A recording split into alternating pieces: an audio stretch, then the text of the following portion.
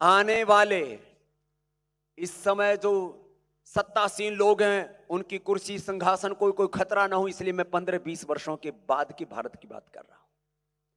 आने वाले 15-20 वर्षों के बाद के भारत का नेतृत्व भी कोई करेगा तो पतंजलि से तैयार हुए बालक करेंगे।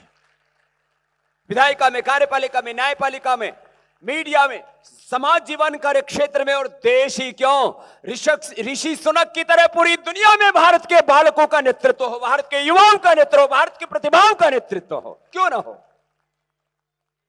और ऐसा भाव, ऐसा शौर्य, ऐसा संकल्प, ऐसा स्वाभिमान कहां से जगता है? शिक्षा और संस्कारों से। 1 लाख से ज्यादा विद्यार्थियों की क्षमता वाला आवासीय ग्लोबल पतंजलि विश्वविद्यालय, ग्लोबल पतंजलि यूनिवर्सिटी करीब 2 से 3 हजार एकड़ में बना रहे हैं। करीब ये सारा प्रोजेक्ट करीब 25-30 हजार करोड़ रुपए का होगा।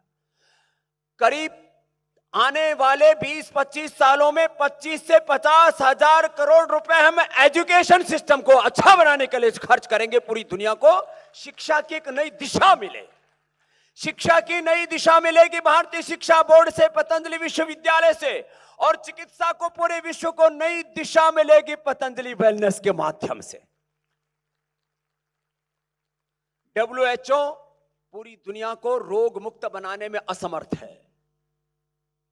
वो मेडिकल माफियाओं का, वो मेडिकल इंडस्ट्री का, वो ड्रग माफियाओं का एक तरह से गुलाम सा बन करके रह गया है, खामोश है। गजब की बात है।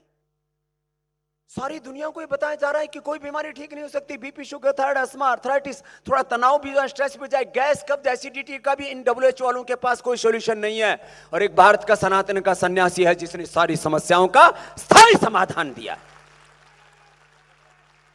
तो ये शिक्षा की गुलामी, ये चिकित्सा की गुलामी, और इसके लिए बोले स्वामी जी इतना पैसा आएगा कहां से? 25-50 हजार करोड़ नहीं, हम आने वाले 20-25 वर्षों में 1 लाख करोड़ रुपए से ज्यादा की चैरिटी इस देश के लिए करेंगे।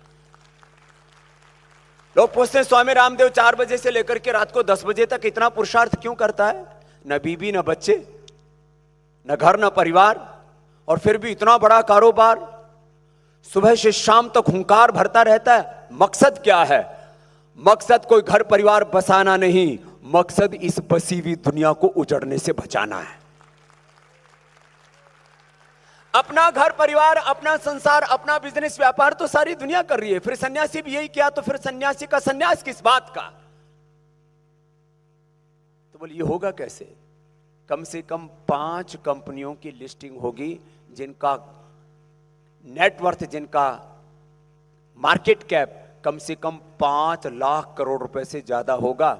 और सेबी का नियम है कि 25% तो आपको बाजार में लिक्विडेट करना ही होगा, तो 1 लाख करोड़ रुपए तो यहीं से लेंगे।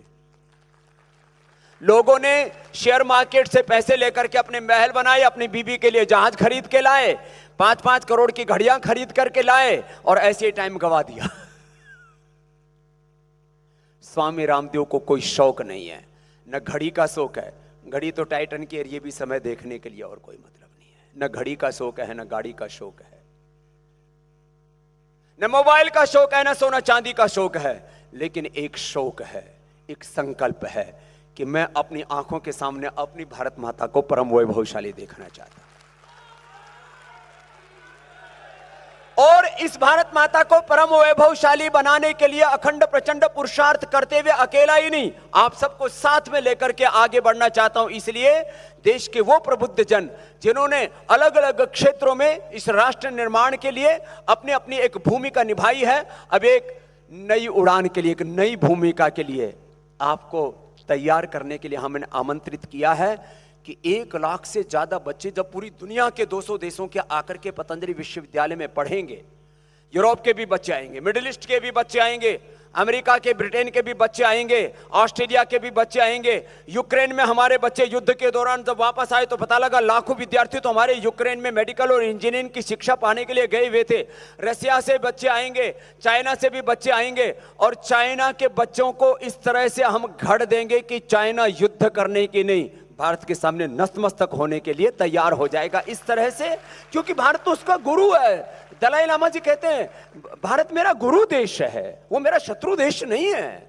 तो जब दुनिया के 200 देशों के बच्चे, आप सोचकर ही देखो कितना अच्छा लगता है, जब दुनिया के 200 देशों के बच्चे आकर के पतंजलि विश्वविद्यालय में पढ़ेंगे, दुनिया के 200 देशों के बच्चे छोटे छोटे आकर के पतंजलि योगपीठ में आकर के वो मॉडर्न साइंस पढ़ेंगे, इंजीनियरिंग की शिक्षा लेंगे, मेडिकल की शिक्षा लेंगे, एग्रीकल्चर, एनवायरमेंट, वो आर्टिफिशियल इंटेलिजेंस के साथ साथ सारे आधुनिक युग की शिक्षा के साथ साथ जब पूरी दुनिया के 200 देशों के बच्चे वेद मंत्रों का पाठ करेंगे, वेद की ऋचाओं का पाठ करेंगे, तो कितना अच्छा लगेगा। भगवत गीता का पाठ करेंगे, योग करेंगे। यह है सनातन की विश्व विजय की यात्रा। सनातनी संस्कृति के नाम पर अभी भी भारत में कहीं कहीं जो तनातनी चल रही है, यह सनातनी संस्कृति नहीं है।